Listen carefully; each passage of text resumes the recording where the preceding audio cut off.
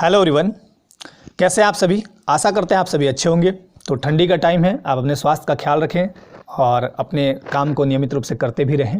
चलिए आज बात करेंगे हम जेपीएससी को लेके बहुत सारे न्यूज़ चल रहे हैं और एग्ज़ाम का पैटर्न क्या बदलेगा। छठी जेपीएससी के बाद 7वीं 8वीं 9वीं 10वीं जो अभी आएगी उसमें एग्ज़ाम का पैटर्न क्या होगा, कुछ चेंजेस के साथ आयोग यहाँ पे आपके पास नोटिफिकेशन रखेगी।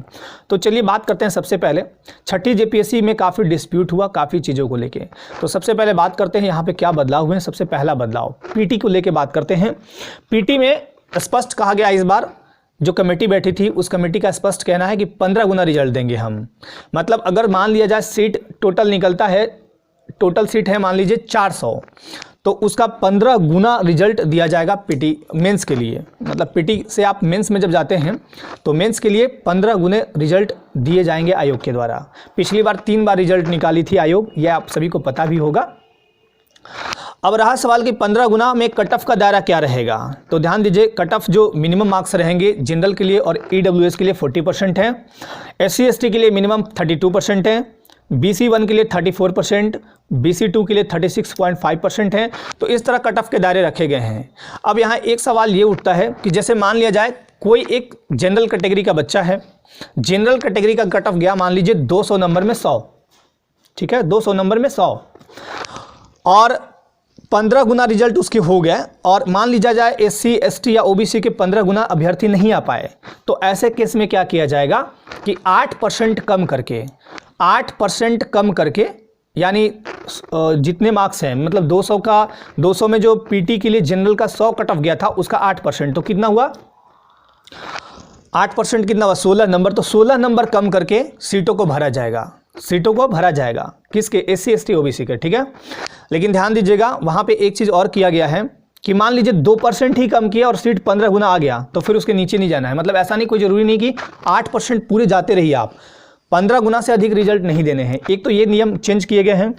दूसरा है आपका कि मेंस को लेके, जब मेंस में 15 गुना रिजल्ट लेके आप जब मेंस दीजिएगा तो मेंस में पेपर को लेके एक डिस्प्यूट हो रहा था, पिछली जेपीएससी में भी हुआ था, लैंग्वेज को लेके।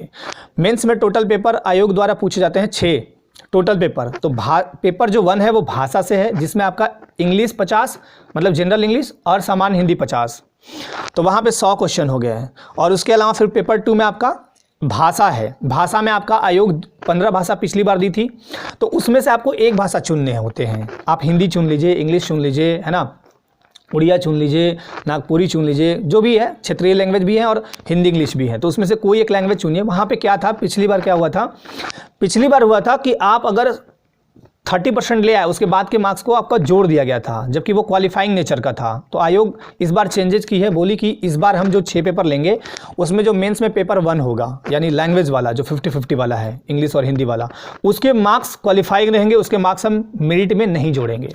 एक तो ये क्लियर हुआ। दूसरा, अब टोटल मार्क्स कितने बचे, पहले होते थे आपके टोटल 150 मेंस में और 100 इंटरव्यू, 1150 पे मेरिट बनती थी। लेकिन इस बार क्या हुआ कि 150 पे ही मेरिट बनेगी। कैसे, तो पेपर 1 का तो हटा दीजिए, वो तो क्वालिफाइंग है। अगर उस पेपर में आप 30% मार्क्स नहीं लाते हैं और इधर आप कितना भी अच्छा किए हैं तो आपका कॉपी ही जांच नहीं होगा, मतलब आप एक तरह से फेल हो गए। तो आपको 30% पहले लाना है लैंग्वेज, यानी 1 पेपर में। पेपर 2 में जो भाषा है वो 150 नंबर का है, 150 नंबर वो मेरिट में जुटेगा। जो 15 भाषा में से आपको चुनने हैं वो 150 नंबर का है, वो मेरिट में जुड़ा जाएगा।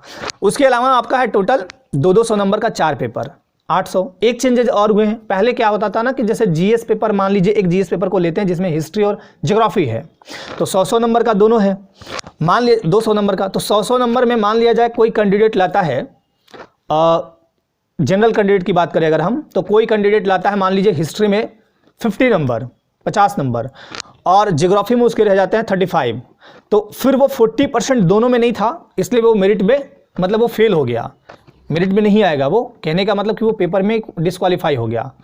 ये पिछली जेपीएससी में थे। आयोग ने इस बार कहा है कि नहीं, ऐसा नहीं करेंगे हम, 40% आप पेपर में लाइए, पेपर के पार्ट में मत लाइए। जैसे पेपर जीएस पेपर जो है ना, 1 2 3 4 5 6 ऐसे करके, सॉरी 2 3 4 5 6, 1 2 तो लैंग्वेज वाले हो गए, तो उसमें आप कैसे भी 40% लाइए। जैसे कहने का मतलब कि अगर कोई 50 नंबर लाया हिस्ट्री में और 30 नंबर ज्योग्राफी में, तो टोटल 80 आ गए, यानी 200 में 80 आया तो 40% हो गया, यानी वो क्वालिफाई इस बार हो जाएगा। तो ये है, तो 800 इधर और 150 हिंदी मतलब भाषा वाला, तो 950 ये हो गया मुख्य परीक्षा में।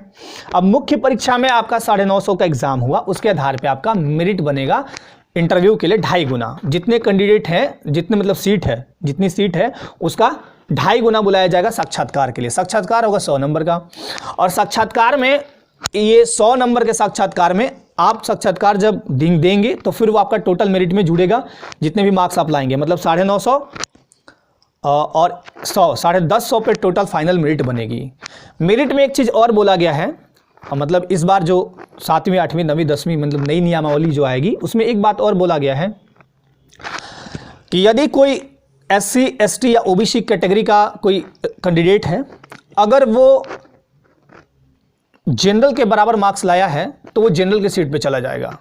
लेकिन वहाँ पे देखना होगा चॉइस, अगर उसने पसंद की चॉइस दी है और वो चॉइस जनरल कैटेगरी में जाने के बाद उसको नहीं मिल रहा है तो वो वहाँ से माइग्रेट करके अपने कैटेगरी में आ जाएगा और अपने चॉइस का जॉब लेगा और वो अपने सीट पे रहेगा।